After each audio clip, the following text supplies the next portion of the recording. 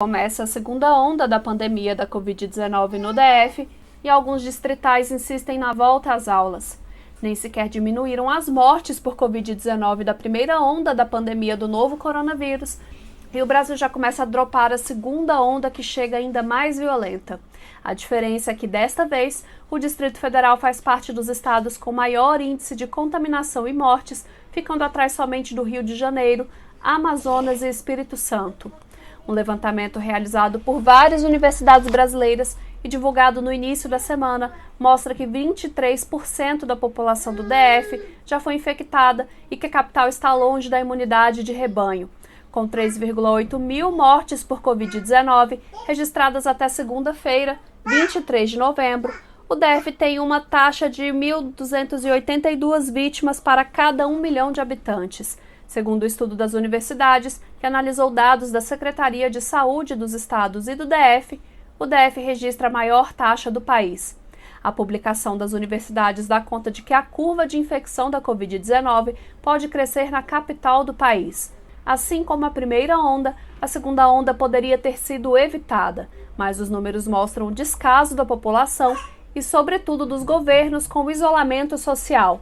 Os gráficos da evolução da pandemia no DF mostram um crescimento da taxa de reprodução do novo coronavírus nas últimas 3 semanas. A nota afirma que a situação no Brasil se deteriorou fortemente nas últimas 2 semanas e o início de uma segunda onda de crescimento de casos já é evidente em quase todos os estados, de forma particularmente preocupante nas regiões mais populosas do país. O DF, segundo a nota, está entre as regiões e no alerta vermelho. O estudo é assinado por pesquisadores da Universidade de Brasília, da Universidade Federal de São Paulo, do Instituto Federal de Educação, Ciência e Tecnologia da Bahia, Universidade Federal de São João del Rei e Universidade do Estado da Bahia. Revela que o Distrito Federal tem a maior taxa de mortes por milhão de habitantes do país e que a segunda onda de casos já é uma realidade na capital. No início do ano, ainda com taxas bem inferiores, o governo do Distrito Federal decretou o isolamento social. Agora que a segunda onda chega muito mais agressiva, o governador Ibanez está parado. Enquanto isso, na Câmara Legislativa do Distrito Federal, há distritais defendendo a volta às aulas, como ocorreu na sessão desta quarta-feira, quando a deputada Júlia Lucy, do Novo, voltou a insistir na reabertura das escolas públicas, critica a diretora colegiada do Simpro-DF. A Secretaria de Estado de Saúde informou que em 2 de novembro, 100 pacientes transmitiam o vírus para 78 pessoas. Na segunda-feira, o número passou para 99. Os gráficos mostram que o DF já está na segunda onda da pandemia, prevista para chegar no fim de dezembro de 2020. O estudo mostrou que o DF está na zona crítica. Situado na zona laranja e em situação crítica, o DF está com a média de 122 casos por 100 mil habitantes. Os estados com valores de 0 a 25 casos por 100 mil habitantes estão na zona verde. A Secretaria de Saúde do DF, por sua vez, informou à imprensa local que fará um inquérito para avaliar o índice de transmissibilidade e a circulação da Covid-19 no DF. Informou que vai aplicar 10 mil testes. Em cada região administrativa, serão sorteados 234 moradores para participar da testagem. Assim, será possível saber se a pessoa tem os anticorpos do vírus ou se está infectada. Com isso, o governo pretende identificar se a segunda onda já está instalada para adotar novas medidas de prevenção e combate da pandemia. O quadro exposto só reforça que o nosso posicionamento de que não é o momento de retorno às aulas está correto.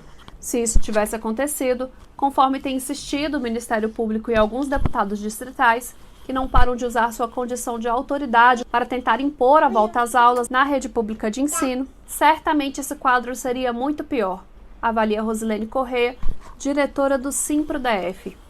O consórcio de imprensa, que contabiliza as mortes por Covid-19 e contaminação, dá conta de que nessa quinta-feira, 26 de novembro, apenas 4 das 27 secretarias estaduais de saúde atualizaram os dados. Mesmo com os números extremamente subnotificados, o país chega esta quinta-feira com 170.832 óbitos e 6.170.827 diagnósticos pela Covid-19. No DF, queda no isolamento social aumenta a transmissão. Dados do Centro de Controle de Epidemias do Imperial College de Londres, divulgados na terça-feira, 24, corroboram os estudos das universidades e também indicam que a taxa de transmissão do novo coronavírus voltou a subir no país e já é a maior desde maio.